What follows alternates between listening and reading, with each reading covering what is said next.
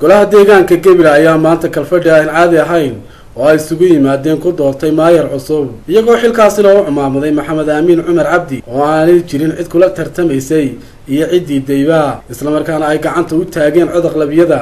doorashadani maayarka cusub ee Gabiley ayaa waxay u dhacday sidan mudanayaal iyo marweyn sida maarka sharcigu dhigayo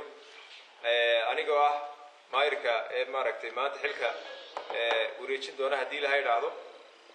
golaha deegaankuna diyaar u yahay inuu doorto maayar cusub sida sharciga ah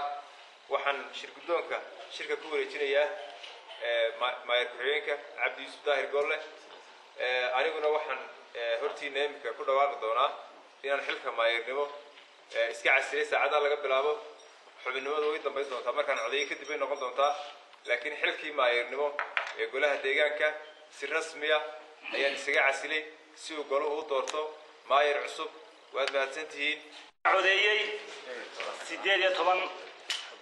xubnood oo runtii madasha fadhiya 18 kiiba ogolaadeen cidii dama jirto cid ka aamusayna ma jirto codkaasi waan saxay barsaabka Gabiley Mustafa Cabdi Ciise Shiine iyo maayarka cusub ee magaalada Gabiley Maxamed Amiin Cumar Cabdi ayaa iyaguna ka hadlay waxa runtii rajo weyn iyo maaragtay mustaqbal fiican ka muuqda iyo wanaag xubnaha golaha deegaanka iyo xildhibaanada oo muujiyay kartay tanaasul wada hadal dadnimo iyo walaalnimo runtii aad baan faraxsanahay sababtoo ah waa taariikh iyadoo aan maanta lagu kala beerbeerin in la doorto walaalkeen Maxamed Amiin oo aanu goluhu noqon mid kala taga laakiin noqda mid murma dooda isqabta dabadeedna aakhirka keeni kara tanaasul taa waxay ka muuqataa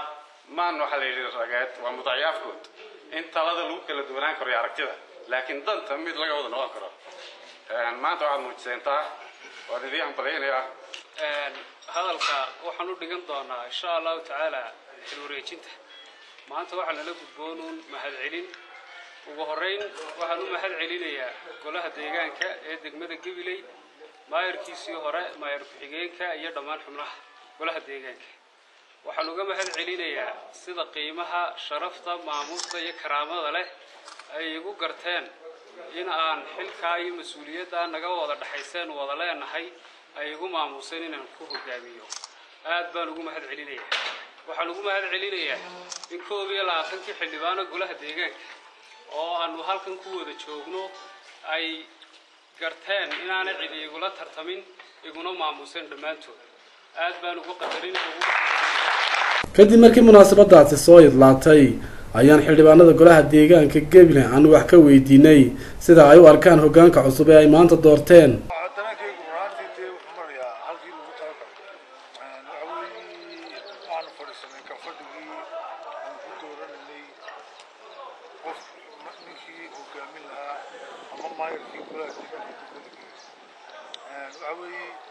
وقلب دستورية وهوي كونسلوركو وهوي وحل الدنيا يوسف شيرمان كاستسنا وحكو دورنا يا عد أغلبية أما هدية مركا ما أنت وحكو دورنا ما يفيقي هو كامل دونا لأن هو ما يركوها بنا بالدراسة إن شاء الله وأنا شغال دونا نقرب بلدون السلام عليكم ورحمة الله وبركاته sidoo kale konsultada dawladda hoose ee dhinaca mashaariicda JPLG-ga isla markaasina Maxamed Cabdi Xasan oo lagu xasuusto wax qabad badan oo uu ka hirgeliyay halkan maanta aynu joogno ayaan wax ka weydiinay bal isagana dareenkiisa ugu horeyn waxaan u hambaleynayaa golaha deegaanka ee degmada Gabiley xildhibaanada soo maamuus leh maanta ku doortay maayarkoogii labaad xildhibaan Maxamed Amiin كل مرة والبا استبدل هو حال الله طلق علينا واحد استبدلان وأنا رجينا إنه واحد من استبدل دونان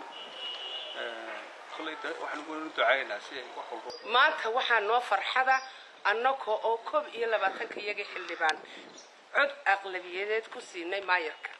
وأنن أقلما أنك نقول قرب تاجنا هاي وحنا إلهي كرجينا هذا يبهذا صحافته يقبل كقبل يبنى دليلين إن أنو مانتا إسكهر كفي دونه أو نبارك كتمينو دونه كقبل كقبل يوم مانتا هم بليه ودريا مانتا